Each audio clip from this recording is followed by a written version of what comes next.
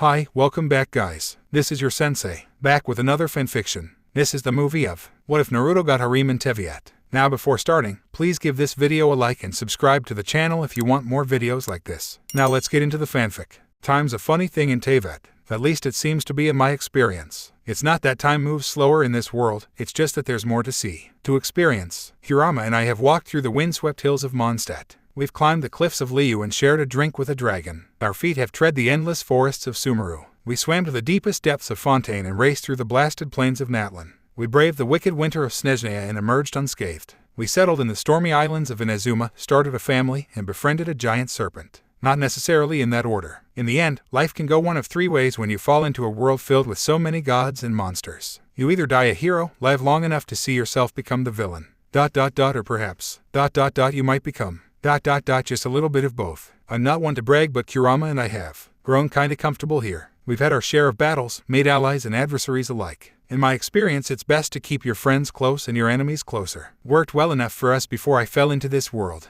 Hasn't failed us thus far. Gods are pretty human once you get down to it. Just ask Morax. Nice fellow. A bit odd sometimes, but he seems alright. Now that I dwell on it, we haven't gone drinking with him in a while. So I ask you again, in a world where gods and monsters walk the earth unchecked, what do a man and a fox become? Demons. Now why on Teyvat would we want that? A miserable pile of secrets. Not quite. I suppose when you go wandering around the world, you make a name for yourself. People flock to you, follow you, look to you for guidance. Leadership isn't something given to you. It's something you earn. Hirama still hasn't quite found his answer in that regard. Me, I finally have. Well, answers. Multiple. Suppose I should explain. You see, when a man wanders the world of Teyvat, sooner or later, for better or worse, he becomes a father, then a grandfather, followed by a great-great-great-grandfather. To how many, you ask? How many indeed?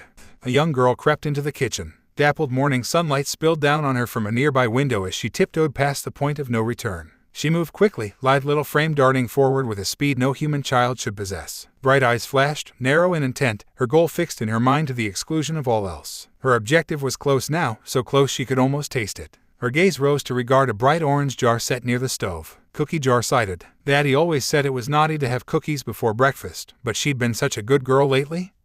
Her and her sister both. Surely he wouldn't mind if she took just one. He'd never notice. If she was quick and fast and terribly clever, she might even get away clean. And besides, with her sibling playing lookout, there was no way he could sneak up on her this time.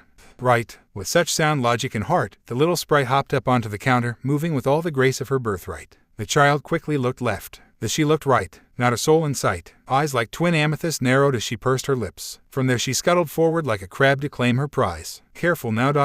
Carefully. Got it. In a single deft movement she snatched up the jar. Cradling it to her chest, she hopped back down. The weight of her prize nearly unbalanced the little 7-year-old for a moment, almost sent her tumbling to the floor, but she course-corrected quickly and plonked down with said prize in hand. Logic demanded she dispose of the evidence quickly, but childlike greed demanded she wait no longer. Nimble fingers pried off the jar's lid. A familiar aroma reached her nose. The risk was well worth the reward. She inhaled once, allowing herself for the merest of moments before proceeding. Savor it. She must be swift. Papa might come downstairs at any moment. He was quick as lightning when he wanted to be, and he'd already promised them a family day together. Chocolate chip cookies really were the best. Her hand stabbed down into the jar and closed around a particularly large one cookie. With great care she tugged it free, careful not to break it around the opening of the container. She was well rewarded for her patience and took a moment to appraise her strong one prize. He had baked them in the likeness of a fox last night.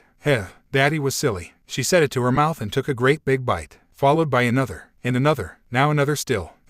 Isn't it remarkable how a single sound can freeze the BLD? And just what do you think you're doing, young lady? The little girl absolutely froze, poised just shy of swallowing. Caught with her hand in the proverbial cookie jar. There was no greater shame than this. Maybe if she stood perfectly still, he wouldn't see her. Yes, in a fit of panic her young mind seized upon the notion. That was it. If she just didn't move, then surely he couldn't see her. She mustn't move, mustn't turn around.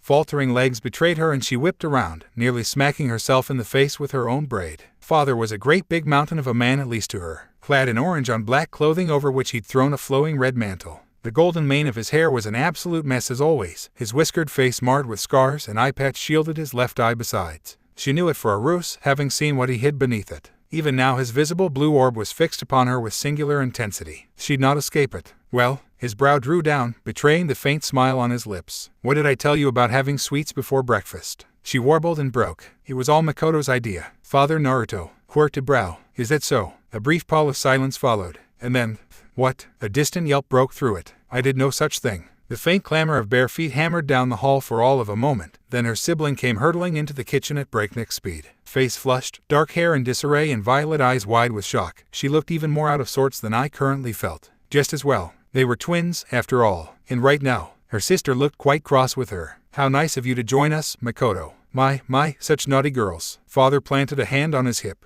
Whatever will I tell your mother? Makoto stilled. I squeaked out a gasp beside her sister.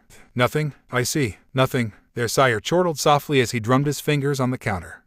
He thumbed his chin. I'm sure she'll understand. I whimpered. She could picture it now. Mama would never punish them per se, she was much too kind for that, but then again, she didn't have to. There would be no need to raise her voice, or even ground them at that. She'd just give them the look. I could imagine it now. I'm not angry with you, dears. Just disappointed. Oh, Naruto. Wherever did we go wrong with these girls? Their surname rating descended from their mother, Minamoto Reiku wife to the shogun of Inazuma. Mother was lovely, make no mistake, but she was a little odd at the best of times. It didn't help that she was often the sort to wander, leaving her husband busy with the task of maintaining the aisles. Not like father. Yeah, Mama was scary. Not like Papa. Legend said he wore a dozen different faces, lived countless different lives, but he always had time for them. Unlike Mother, he was an army unto himself. Looking back, I still didn't much understand what a shadow clone jutsu was, but he'd promised to teach them someday all the same. Such was their birthright, after all. Still, Father was looking at her and she must attend. What am I going to do with you two? Makoto tented her fingers. I mirrored the motion.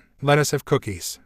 His brow furrowed. A good father wouldn't let you ruin your appetite before breakfast. But a great daddy would. I latched onto his leg before he could finish. Fine. He relented. You can sneak a snack. But just this once. Makoto held up a finger. Pinky promise. He chortled a little. Of course, dropping down to his haunches and still towering over them, for it their sire held out a hand and crooked a pinky finger at them. Ai's gaze traced the digit, noting the scars there, too. She never knew where he'd gotten them, and her resolve always faltered before she could bring herself to ask. She supposed it didn't matter. And remember, he winked as he held out that lone digit, it's our little secret. Together, the twins reached out and hooked their fingers with his in a grin. The very moment they did, he swept them up into his arms. Ai and Makoto yelped. Daddy, no. Daddy, yes. One day they would rule Inazuma in their father's stead. One day, the world would tremble at their names. But that day was not this day. Morax stood before the shogun's throne, gift in hand. It was a very nice throne, the Lord of Geo mused to himself. Neither too ostentatious nor so humble as to be ignored outright, it nevertheless commanded respect and radiated a timeless determination, one that outpaced eternity itself. But it was not this red-on-gold chair which concerned Morax, but rather the one sat atop it.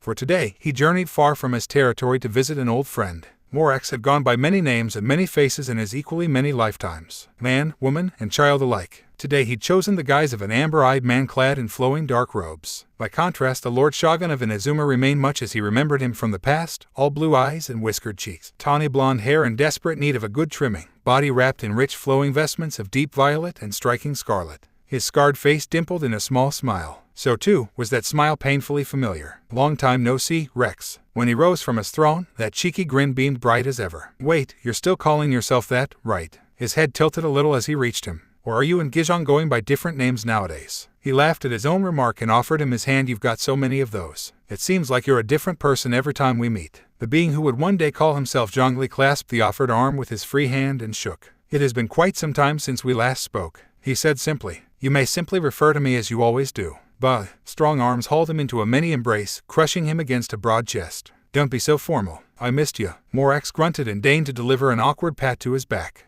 I missed your presence also. Are you well? Oh, you do care. Yes, the Shogun of Inazuma certainly represented eternity, but not the conventional sort one might come to expect from a self-proclaimed deity. Naruto's notion of eternity was not one of everlasting stillness, but rather of life itself. Life was eternal. Life was chaos, he argued. Life would always persist in some form or another. Life itself was eternal. Life was also crushing the light out of him right now with those arms of his. Morax grunted. You're not going to let go of me, are you? Naruto held him tighter. Just a few more seconds. Amber eyes rolled in mild chagrin. Such an emotional deity, this one. Always with the hugs. Every time. The Shogun of Inazuma was stubborn if nothing else. So, he pulled back suddenly and peered behind him. Barbados isn't with you. I thought he'd be all for this sort of thing. He always loved a good wine. He certainly does. There it was. The true reason for his visit. There was nothing to be gained by lying. I believe he mentioned something about visiting an old friend in the land of winter, making amends and whatnot. A weight pause pushed between the two men, and when his fellow ruler did not interrupt, Morax barreled on. He said he would be been gone for quite some time. Wait, you mean he went to see her? Naruto's face screwed up in a rare rictus of disgust as he squinted at him.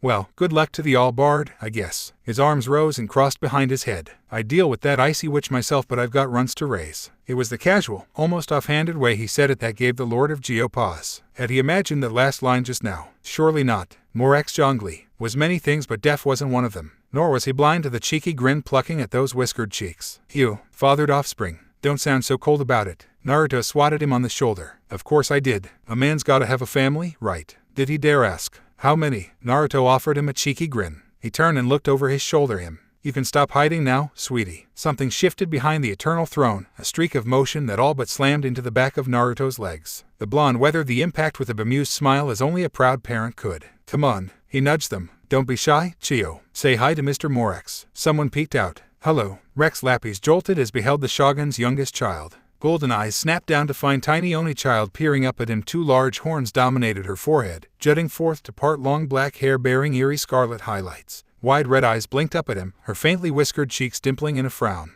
And then, a little girl pursed her lips. Is that him? The guy you say has no sense of money. Morax quirked a brow. Oh, Naruto choked on his own spit. Chiyo. Say you're sorry. What? She blinked back at him with all the shamelessness that only an Oni could possess. Why, you and Mama Reiku say that all the time, Oi. She yelped a little as his right hand descended on her head in a light chop. I didn't mean it. Her hands flew to her head, warding off another. I'm sorry. Naruto huffed. Good girl. She a girl, this one. The Lord of Geo concealed a smile behind his palm and experienced a strange sense of longing. Is she your only? Not by a long shot. Kurama was satisfied with adopting ye, but me. He scratched at a whiskered cheek. I couldn't help myself. Morax felt words abandon him. Kurama had children. He found them almost too late. I was under the impression he was a giant fox. Oh, he is. Naruto's head bobbed in agreement. It's a pain in the arse crafting him a human body, but where there's a will, there's a way. Morax snorted once. You sound angry. Naruto's smile became a touch strained just then. Of course I am. He keeps breaking them. Those things aren't cheap.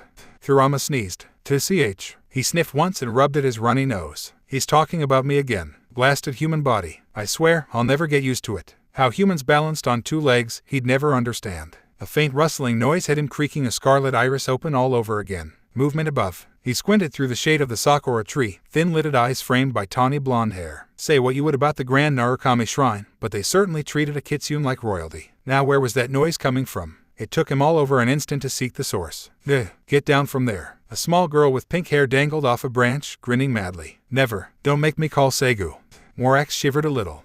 I shuddered to think how powerful his children might be. You and me both. Naruto thumbed his nose as he reclaimed his seat, tugging Chio into his lap as he did. In any case, I always wanted a big family, you know. A faintly wistful note plucked at his voice, and the heart of old Morax with it. By the time I got to meet my parents, they were already dead, you know. Fascinating. You spoke with the deceased. He thumbed his chin, briefly dwelling on the past. You'll have to tell me that story sometime. Papa says it's a long one. Chio chimed helpfully. That's the best part. Naruto grabbed the little Oni and pulled her close, drawing a giggle from the girl. Daddy has nothing but time these days. Blue eyes shifted to the right. Speaking of which, a sudden clamor in the background drew a chagrined smile from him. I believe you're about to meet the twins. Sure enough, the sliding door swept open and two small girls spilled out, bowling one over in their haste. What do we have here? Naruto planted a hand on his hip. Eavesdroppers. You could at least be more subtle about it. Chio waved merrily from his lap. Morax couldn't help but sigh. They'll start calling you the father of Teyvat at this rate. An apt nickname. The others are with their mothers or in school at the moment. He flashed him a Cheshire grin. Whatever happens, I've decided.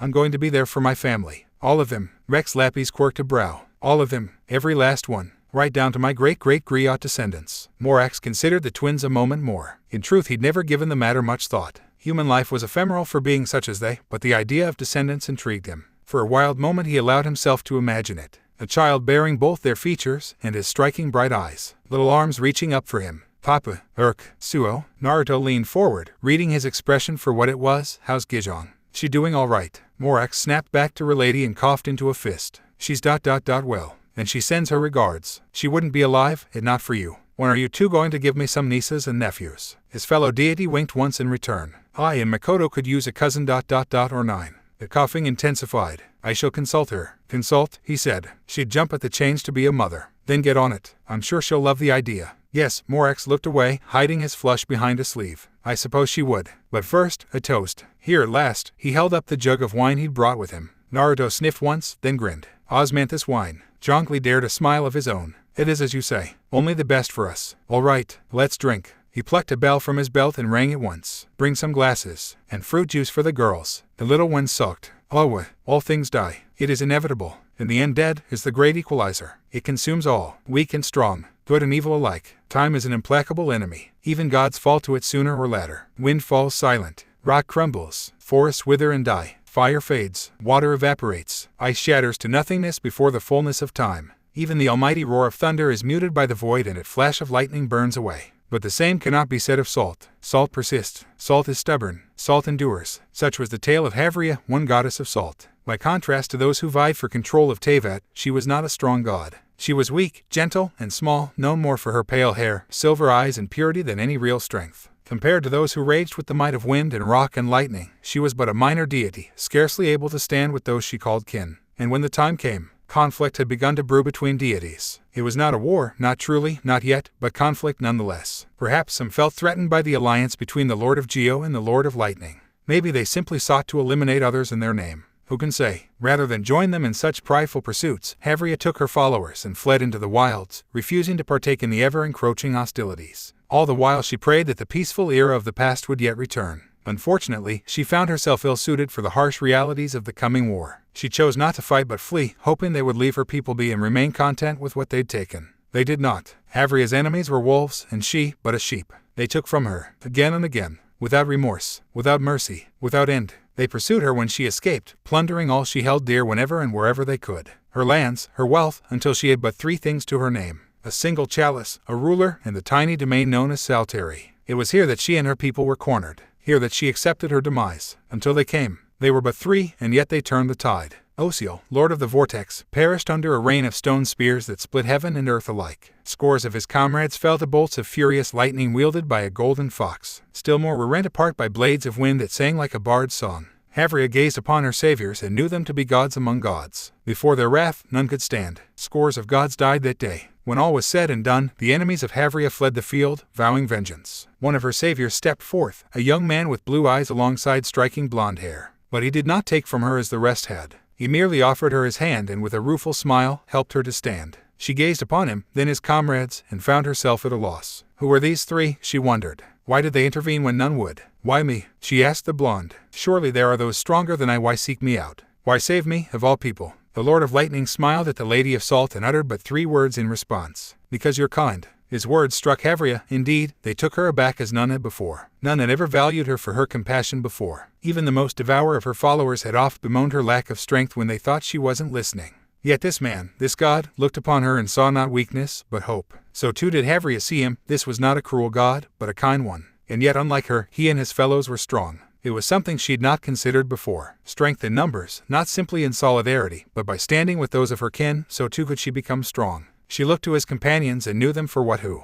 they were, the Lord of Geo and Lord of Anemo alike. Through unity these 3, already strong, were stronger still. Her fingers curled around those of the Lord of Light, caressing the rough calluses of his palm as she considered his words. She uttered 4 words in return. May I join you? Her savior smiled and held her hand close, gently teasing the back of her hand. Nothing would make me happier. And so it was that the Lady of Salt met the Lord of Lightning. They would be wed a year thereafter. She would be one of many to come under his protection in the days to come. Their children would run amok across Teyvat. But that is a story for another time. Another time indeed. Isn't it remarkable that one can have all the power in the world and despite that, still be kind? They say power corrupts, and absolute power. Absolutely. But whatever does that make him, then? The Lord Shogun, protector of Inazuma, warden of the Isles, tamer of serpents, god of eternity, sworn brother to the Lord of Geo and the Lord of Anemo. A being who gave the gift of holy chakra to the Isles, forged an unprecedented alliance and forever changed the shape of Teyvat. I ask you, what is he above all things? What's that? You don't know the answer. Allow me to enlighten you. He is a father.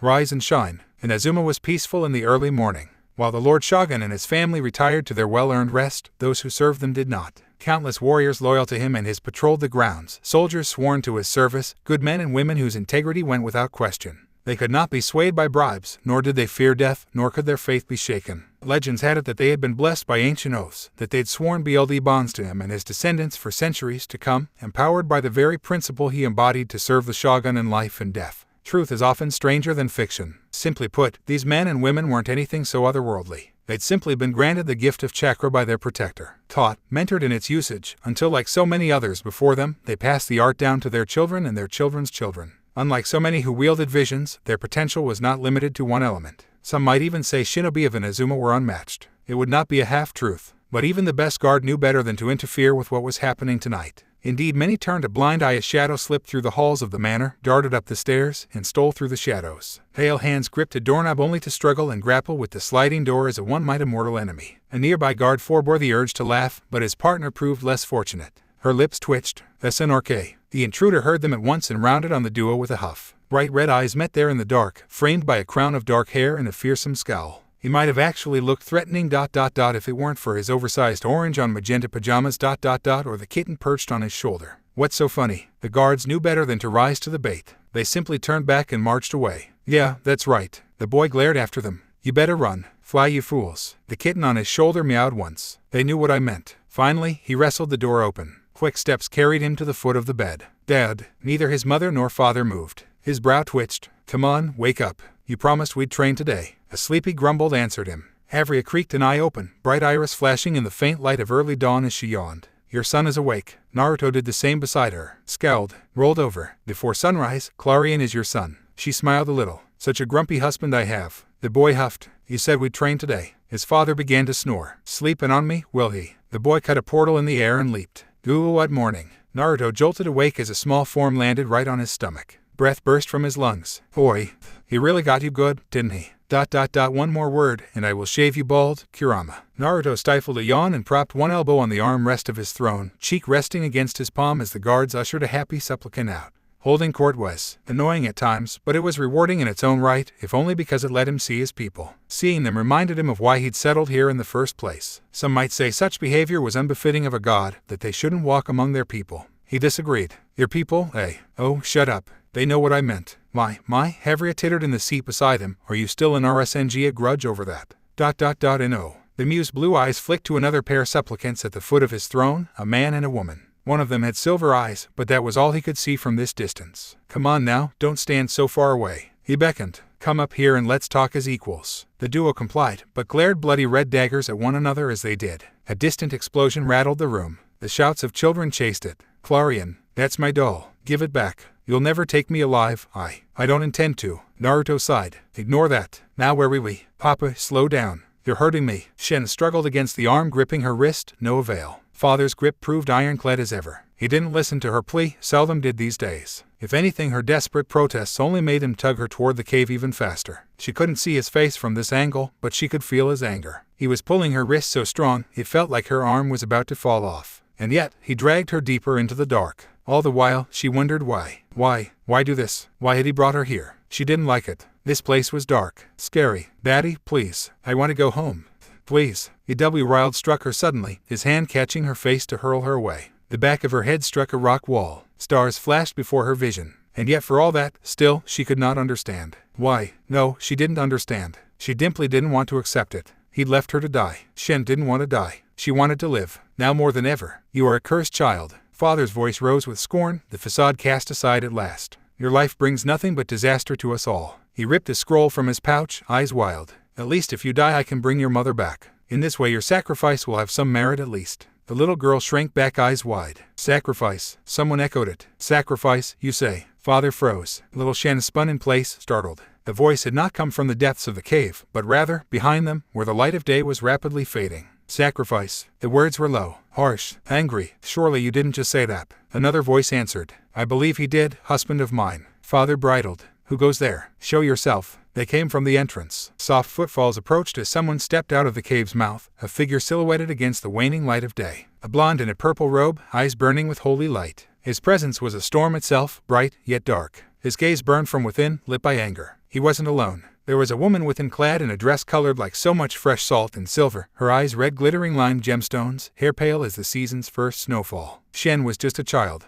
She couldn't hope to describe the beings before her any further, so she didn't even try. She just stared. "Last I checked," the blonde hummed, "we weren't bringing people back from the dead these days. Morax and I had an agreement. Didn't we, Harvia?" ...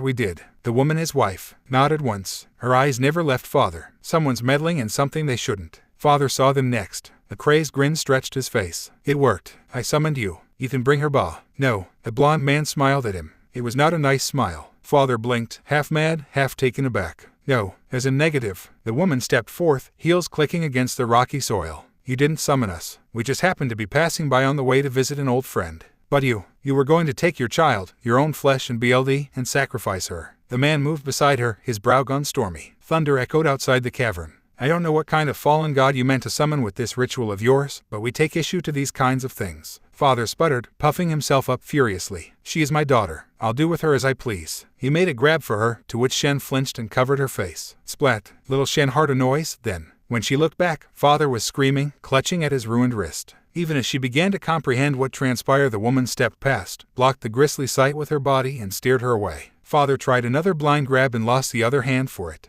All the while, Shen stared. No, I don't think so. A hand flitted out, ripping the scroll from his grasp. Here, beloved. Even then, Father didn't relent. He couldn't. His madness wouldn't allow it. If you won't grant my request, then I'll become God. Bold words. The blonde stepped up behind him. To hell with her. She's a cursed child. The world is well rid of Arg. A cry pierced the air as the blonde bloodied his nose. DMNU. Havria, the blonde called, look after the kid, will you? I'll be right back. The scary woman looked at her and smiled. Sweetie, face the wall. It didn't sound like a request. Shen obeyed. Good girl. The woman steered her away further, cooing to her as mother once had. Now I'm going to cover your eyes. She did so. I want you to cover your ears. She felt the woman press her forehead against the back of her skull, even as her arms held her close. Don't open them until I tap your shoulder. Shen did so. As such, she didn't see Naruto move. She didn't notice the initial punch that felled Father, didn't see him fumble to the floor, nor did she hear the tortured cry that followed, but she surely felt it all the same. The earth shook. Distantly, she heard a muffled noise. She peeked through the woman's fingers. Naruto stepped over his quivering form.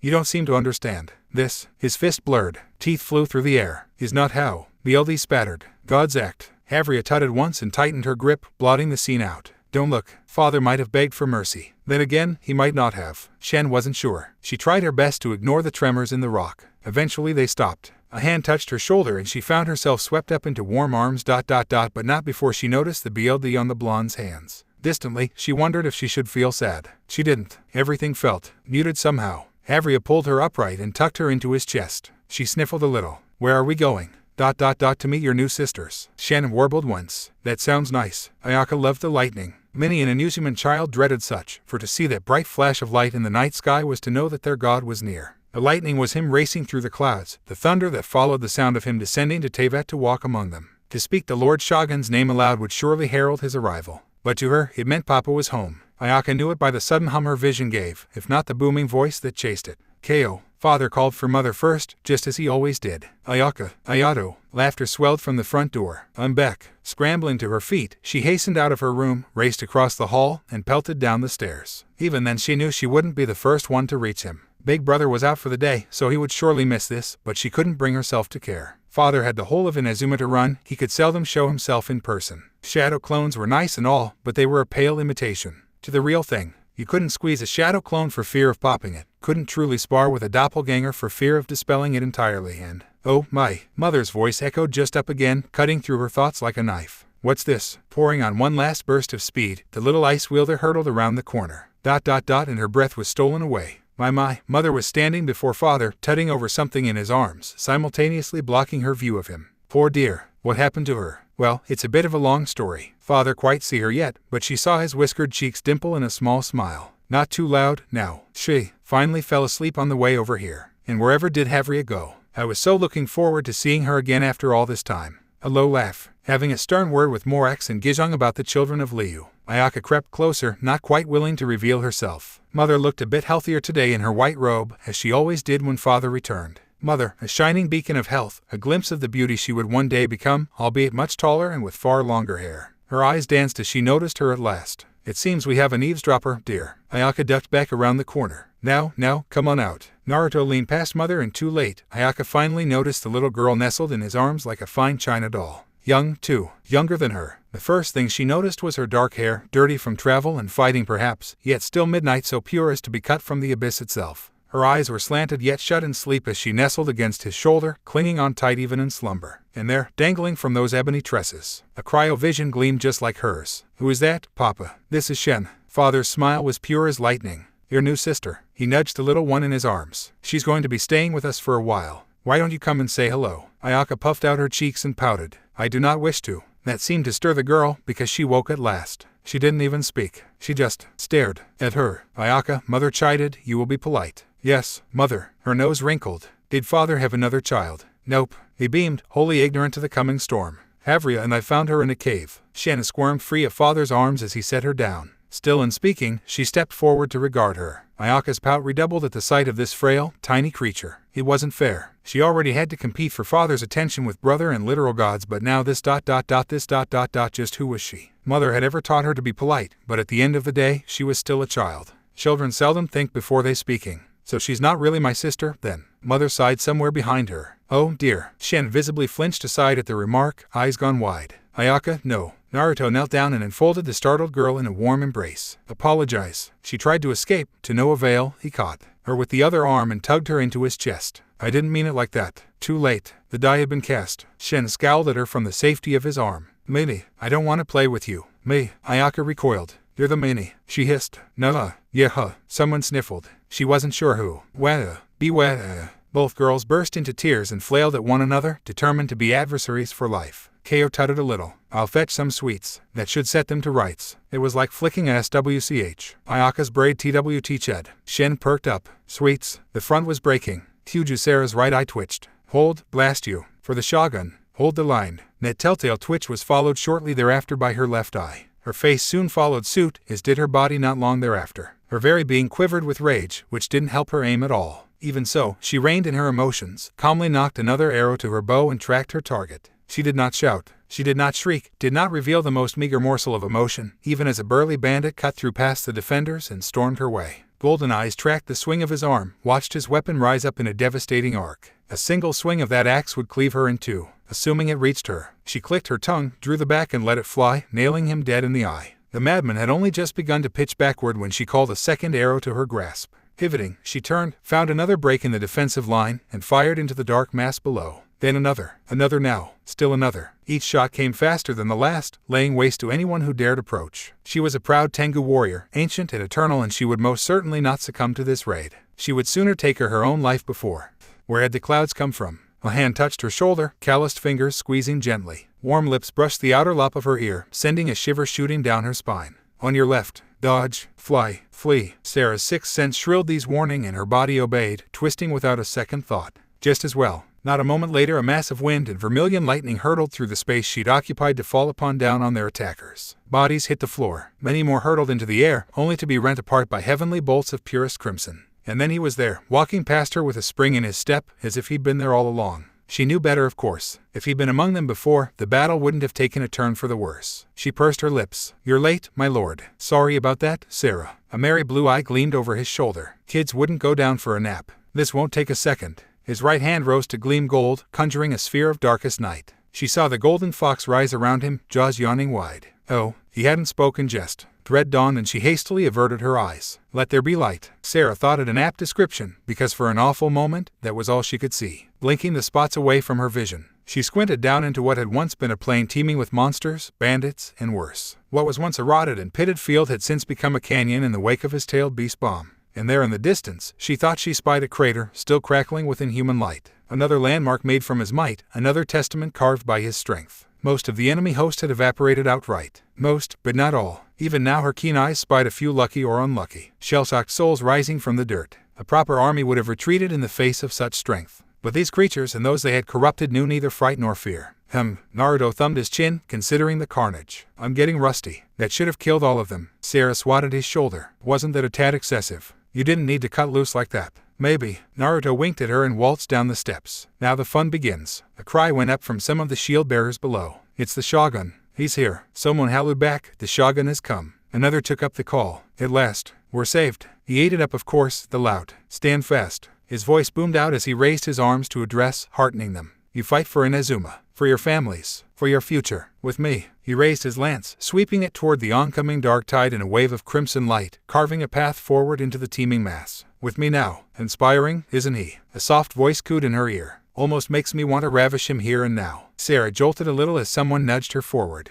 Why was everyone sneaking upon her today? Lady Havria. She had time enough to glimpse a subtle smile and pale hair, then she was past her, moving to stand beside her husband. Much to her chagrin, Sarah spied the mother of Lady Ayaka in the mass of soldiers there as well. When had she gotten past her? Fan in hand, smiling fit to burst. There were others down there as well, new faces joining the fray or only just arriving. Was this it, then? The final push? Had they closed up the other fronts at last? If the sight of their lord had been enough to rouse the soldiers, the presence of their ladies alongside his own daughters, Ai and Makoto, sent the Isles into a raving frenzy. Naruto and Havria linked hands and held their intertwined fingers before them. Sarah couldn't hear what was said by them, not over such a din, but whatever it was ended with a single, resounding word. Charge! The roar that followed could have deafened the gods themselves. When their shogun moved, his wives followed, and thus the whole of Inazuma followed. Sarah waited in after them. Truth be told, there were times when she feared this man, the one she'd sworn herself to. The Lord Shogun of Inazuma, long may he reign, fought like a demon against his enemies. He was a storm in motion, destruction incarnate, delivering destined death on a scale Hirito unseen before. And here she was, a humble archer with naught but an electro-vision, supporting him as best she could, and trying by all the gods above and below not to die. Fighting with a god had a funny way of opening one's eyes. Anyone else would have been terrified of such senseless slaughter, and she had been once upon a time.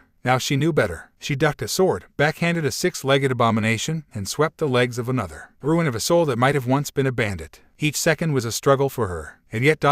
he was playing with them, laughing as he tore the monsters and corrupted creatures apart. And yet when her living lord turned to face her on the field of battle, his robe spattered in the blood of the fallen, he wore an almost chagrined smile. I know this might sound sudden, but is there any chance you'd be willing to babysit the girls this weekend? He casually caught an axe as he spoke and used to eviscerate a particularly plucky soul who'd tried to stab him in the back. The twitch came back with a vengeance. Permission to speak freely, Lord Shogun. We're in the middle of a battle. You don't have to ask. Sarah glared at him. Fine, granted. He ducked a spear, snatched an arrow out the air, and flung it back at the archer who tried to do him in. Speak your mind. This ain't gonna end anytime soon. Then I shall be blunt. Sarah swayed away from a sword without looking, slapped a man aside with her wings, and brought a torrent of lightning down upon another. You've sired entirely too many offspring. Honestly. Tutting, she caught a club, spun it around, and brained the man with it. Show some moderation, my lord. Bah! He stove a man's face in with a racing gun. You love babysitting them. Her pale face sparked red. Her next shot went wide, but the subsequent explosion still devastated an enemy squad. I do not. Really? He thumbed his chin. That's not what Ito told me. I mean, I know you're PRGNT and all, but isn't it a little early for you to be this moody? Sarah's next shot went wide. Oh dear, he shouldn't have said that. He's a dead man. Naruto held up a finger. I believe the term is Oni. Still dead. Sarah flung herself into the battle, determined to survive all the more, if only to tear strips out Ito's hide. For you see, she understood. There were two sides of the lord she served. No matter how she might protest in public, she quietly adored them all. A father he may be, but he was also a warrior. Their warrior. This was their Lord Shogun Eternal. Long may he reign. I appreciate it. Don't mention it. What are friends for? Rex Lappies hid a small smile behind his sleeve. Many things, but I hadn't thought babysitting one of them. His old friend didn't immediately answer to that effect. He just pressed a finger to his lips. SHHH ... not so loud. I finally got your darn brats down for their naps. Children, him. He supposed these little ones still were. Naruto Uzumaki, mighty shogun of Inazuma and Electro Archon, fixed him with a steadfast stare as he sprawled in his chair. The reason for his immobility soon became apparent. One had but to shine a candle on him to reveal the 5 children sprawled across his body. A feisty little red-headed child with violet eyes lay nestled in one arm, while a horned girl with dark hair, wicked blue claws and striking blue orbs snuggled down in the other. The third was boy who looked not unlike Rex. Lappies himself, sprawled atop his head. The Electro Archon looked positively harassed all told, even with a fourth 4-armed youth clinging to his chest like a spider monkey. It didn't help that the fifth had all but laid claim to his legs, which meant he wouldn't be getting up anytime soon. Truly, it was a miracle that he'd managed to appease them all. He let his gaze pass over them fondly, daring to pat their heads, one by one. Hindarias, Yaksha of Pyro. Boninus, Yaksha of Hydro. Menojas, Yaksha of Geo. Visacious, Yaksha of Electro.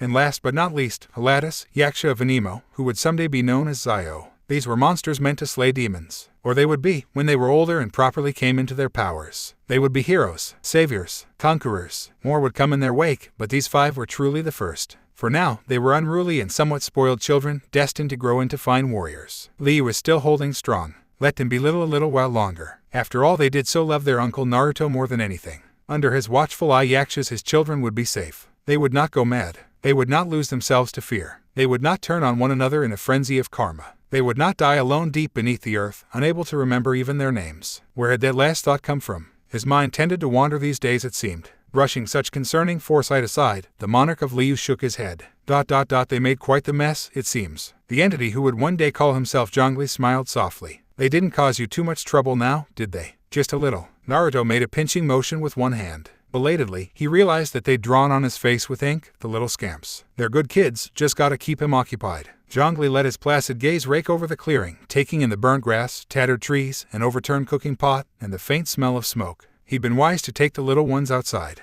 They would have caused all kinds of chaos had they stayed indoors. You and Gijong owe me for this, by the way. He looked back to his fellow Archon, dearly wishing he could take a picture of this moment. I beg your pardon. You heard me. His old adversary turned ally granted him a merry grin. You're babysitting our kids the next time the wives and I want to go out. A daunting prospect indeed. Little demigods could be quite energetic, and Naruto had more children than he did these days. Gijong would be delighted, of course. She adored children no matter their form. After all, she loved the Yaksha as if they were own, and she'd taken quite the liking to little Yellen and Ganyu. Still, the idea of that many miscreants calling over him made his brain tremble. I'm certain Barbados would do in a pinch. Naruto pp a blonde brow at him. Do you really want to entrust Venti with children? He tried to rally under that steadfast gaze. But surely the others. Naruto's eyebrow climbed higher still.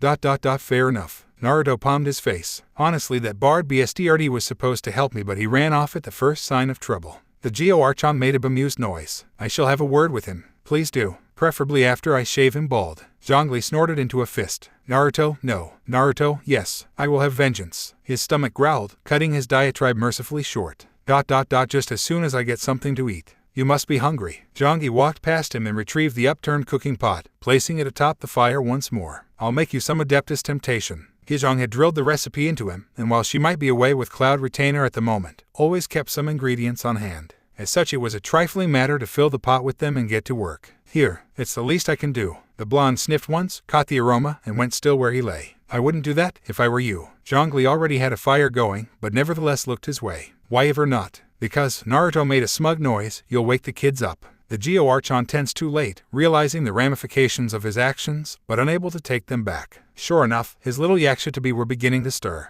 It was like flicking a SWCH, one by one the scent of the delectable. Gish began to rouse them from their deep slumber, slowly at first, but increasing clarity. And once they did, ooh, what's that yummy smell? Papa's back. Let's play. No, I want to spar. Tag. You're it, Fuad. Naruto shrugged one shoulder, wearing a rueful grin. Tried to warn ya. Chaos descended upon the two of them as only children could. But it was an adorable chaos indeed.